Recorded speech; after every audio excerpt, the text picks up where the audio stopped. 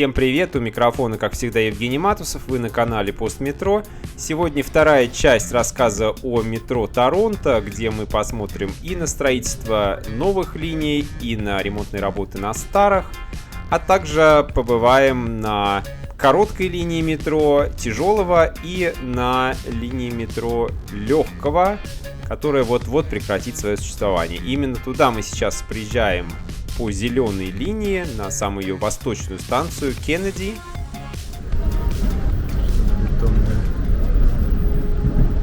Бетонная пустыня.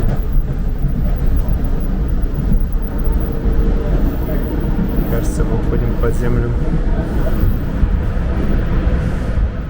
И да, сначала был открытый участок, а теперь мы спускаемся под землю. Здесь типичная конечная станция, где поезда приходят на один из двух путей поочередно и потом стоят, ждут своего отправления. Но давайте здесь пересядем на третью голубую линию легкого метро Scarborough Rail Transit или СРТ. Эту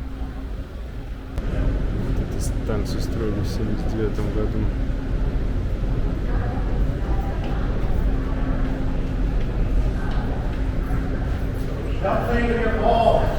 Вот здесь рассказывается о том, как строилась эта линия. А вот 19 ноября будет она закрыта в связи с тем, что саму зеленую линию будут продлевать на 3 станции, которые заменят собой тяжелым метро, метро легкое. Еще надо на этаж выше, на надземную станцию. Даже еще выше, это как бы сейчас уровень земли у нас. Здесь можно пересесть на автобусы. Вот так вот. Причем турникеты я не проходил при этом. Самое интересное. Просто вышел и все.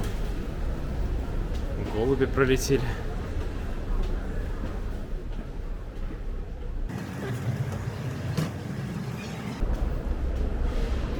Да, это действительно легкое метро, раз такие радиусы поворота построили в 1985 году.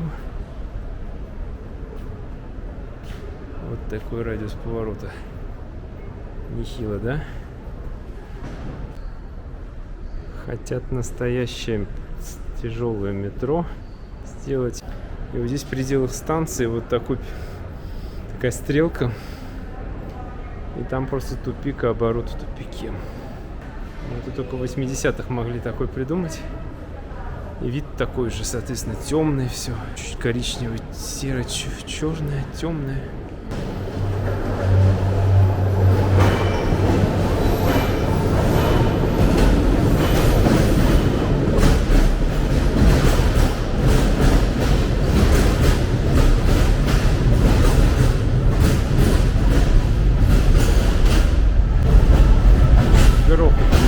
Сюда. На этот единственный тупиковый путь.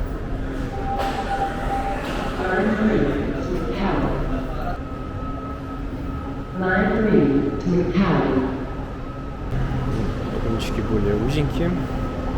Кажется, габаритом меньше, чем московские. Здесь еще есть разворотная петля. Петля эта, однако, не используется, а построена она была потому, что первоначально здесь предполагалось движение трамвая, но потом это все было переделано под легкое метро с высокими платформами.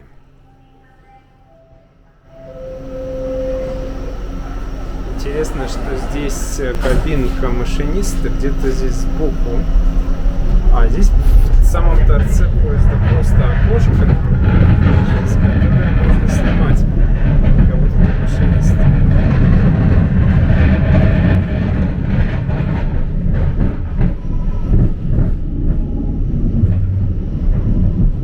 Грязноватое, конечно, окошко. Так, мы пошли по стрелке.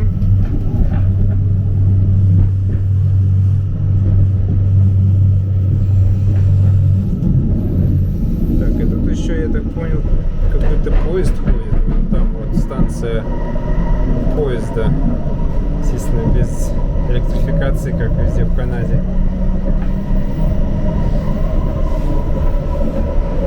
Так это все выглядит. Контактный рельс накрыт довольно мощным таким коробом. Пытаюсь найти место, где не так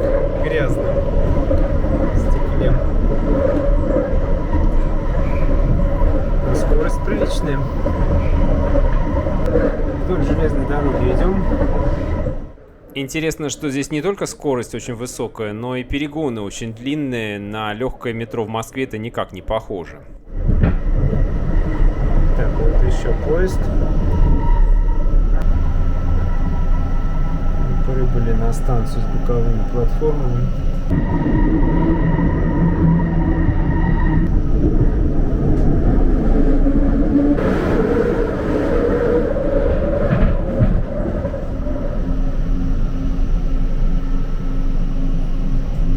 С лишним перегон.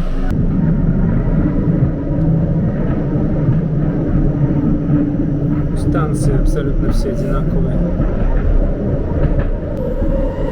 Теперь входим в туннель, кажется, что ли? Да, еще поворачиваем. Больше всего претензий у пассажиров это к шуму на этой линии, как вы слышите.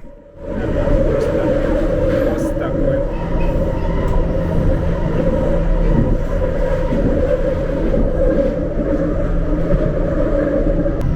Какие-то мусорные стоят машины, что ли? Эту линию легкого метро, можно сказать, уже списали со счетов. Здесь давно не обновлялся подвижной состав. И прекращает она работу в ноябре именно потому, что просто нет уже нормального количества составов для ее работы, а не потому, что нужно ее закрывать для перестройки. Дело в том, что тяжелое метро пройдет под землей совсем другой трассой через жилые и деловые районы, а не через промзону, как сейчас. Еще и стыки каждые 20 метров, наверное. С ним не чаще.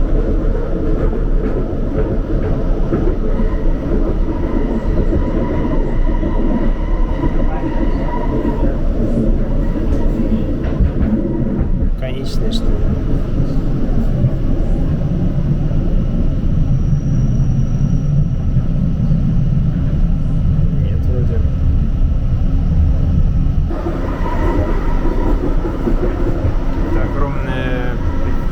Это воскресенье, все заполнено. Это кинотеатр здесь, кажется. Да, кинотеатр.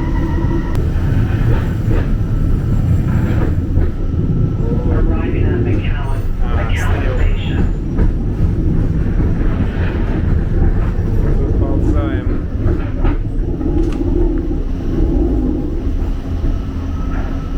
На этой станции два пути, но мы на одном пути.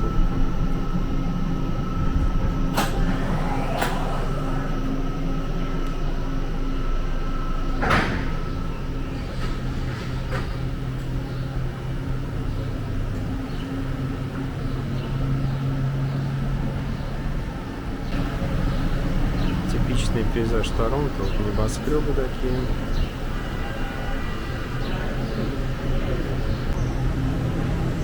Вон здесь эскалаторы два вниз. Птички, чтобы... Птички везде летают, воробьишки вон. Там, я так понял, депо у них. Давайте посмотрим.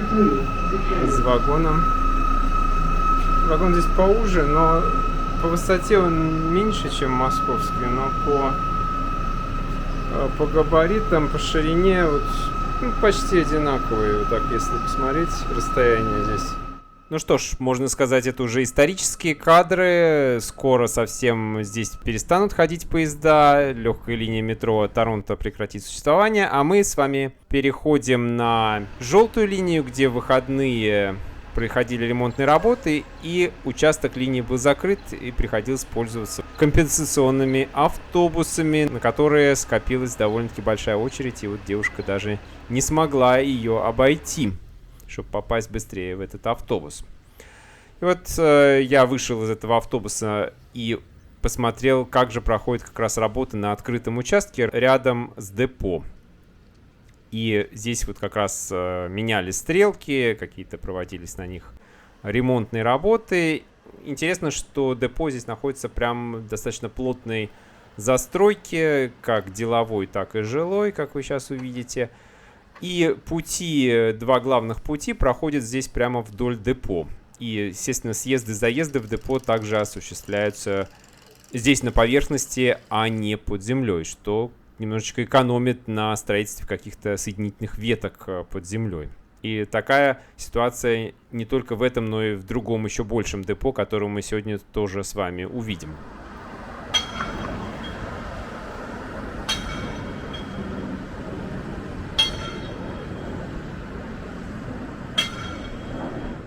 Это депо не очень большое, как я уже сказал. Вот здесь вот еще отстаиваются составы. И тут же тоже проходили какие-то работы. Была то ли резка, то ли сварка и так далее. Вот в этих тупиковых путях. И вот здесь два главных пути вы тоже видите, которые потом уходят в туннель. И вот сбоку один из компенсационных автобусов, красных, вот типичных для Торонто, также проходит мимо. Никаких, кстати, выделенных полос для них сделано не было, чтобы они не стояли в пробках. Ну и пробок сильных, конечно, тоже не было, хотя частично заторы все-таки были.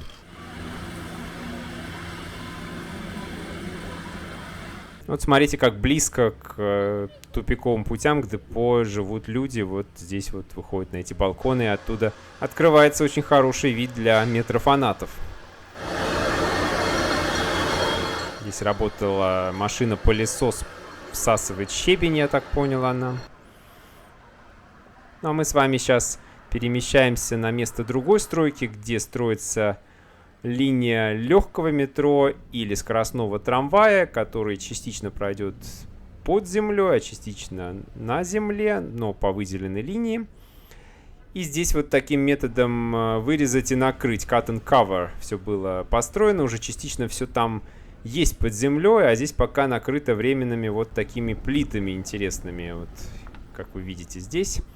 И здесь же под этим перекрестком будет пересадка на станцию Эглинтон, существующей желтой линии. Она, скорее всего, проходит ниже, чем будущий скоростной трамвай. И вот можно посмотреть, что находится под этими плитами. Частично еще какие-то идут работы по закапыванию или, наоборот, откапыванию этого будущего туннеля. Ну а я после долгих мытарств все-таки добрался до той станции желтой линии, которая еще работала, и где можно было перейти на 4-ю линию метро Торонто, самую короткую, но при этом тяжелую, где ходят такие составы полноценного габарита. Это называется Sheppard Subway. Но и на этой линии были какие-то ремонтные работы с изменениями посадочной платформы. И несмотря на каких-то помощниц, которые здесь были, я все-таки ушел не туда сначала. Чтобы пройти на другую линию, надо... В итоге оказалось, что 4-я линия уровнем выше. Но так как сейчас какая-то стройка, то у нас другая платформа.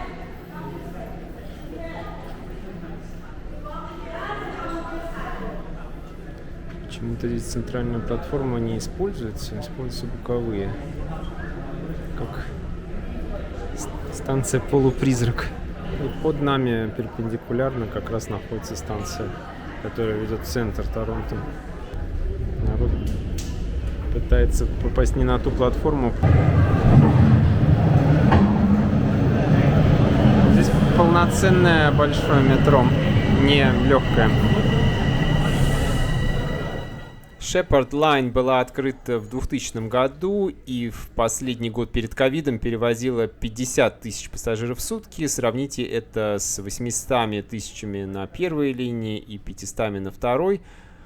Так что линия пока не показала всего своего потенциала, потому что никак не продляют ее ни в ту, ни в другую сторону, к сожалению.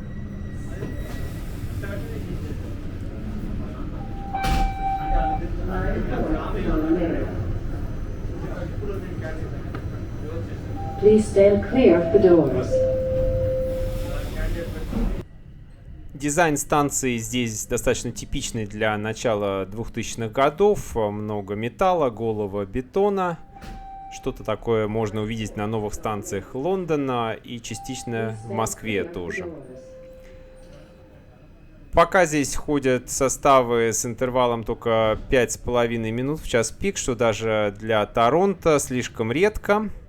причина, опять-таки, в том, что линию не продляют. Есть конкретные планы продления на восток до соединения там с будущей новой конечной зеленой линии.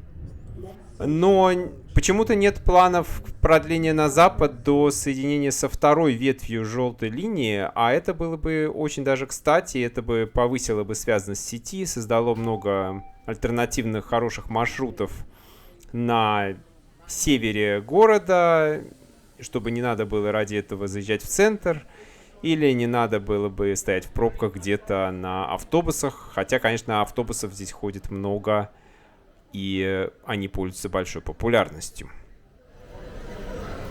Эту линию отличает только то, что станция здесь короче.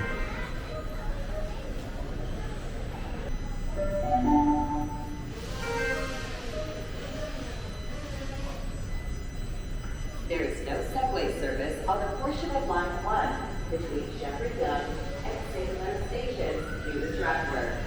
Ну и так как четвертая линия больше ни с какой другой линией не соединяется, мне вот от этой конечной станции Дон Миллс пришлось просто сесть в поезд и поехать обратно до станции Шепард Янг, а потом уже сесть на автобус, чтобы доехать до станции Шепард Вест.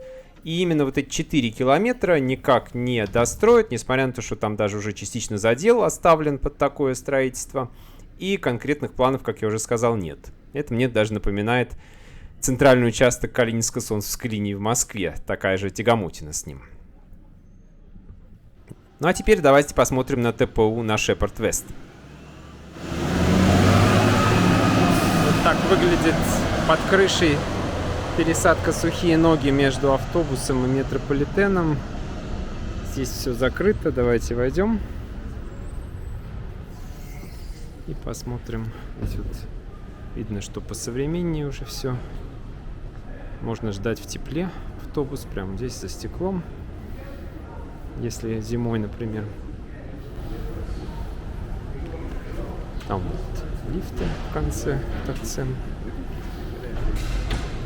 А здесь эскалаторы на уровень. Сейчас посмотрим, какой уровень. Какой-то распределительный зал. Да.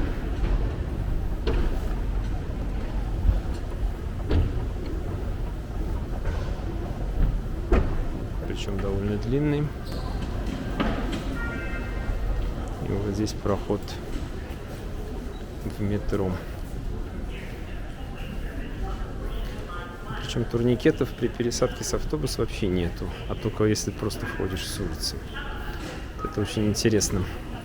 И об этом я уже рассказывал в первой части видео. Сама станция односвод.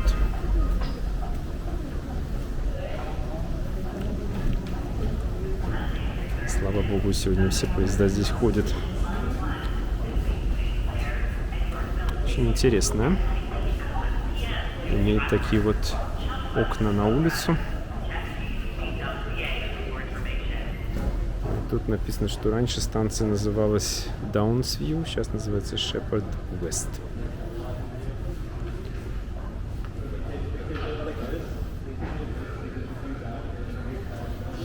И вот такие окна на улицу. Под такими светильниками стоят скамейки, где можно посидеть.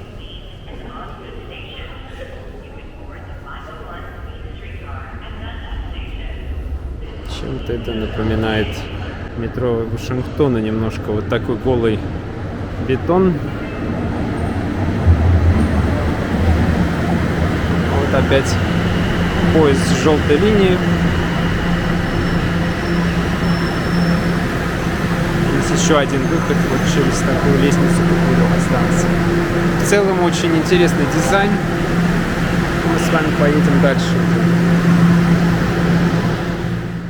Ну и пока мы едем отсюда в сторону центра, мимо большого депо, хочу сказать, что метро Торонто будет и дальше развиваться. В 30-х годах будут построены еще Ontario Line. Это такая линия, которая пройдет у самого озера. И вроде это тоже легкое метро или скоростной трамвай, частично подземный.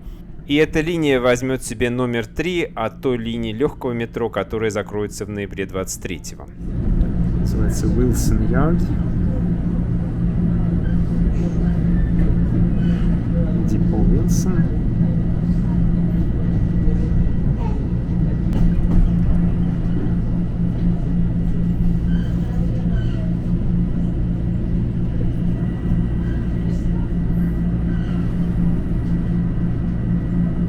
Большой депо с таким коридором поперек.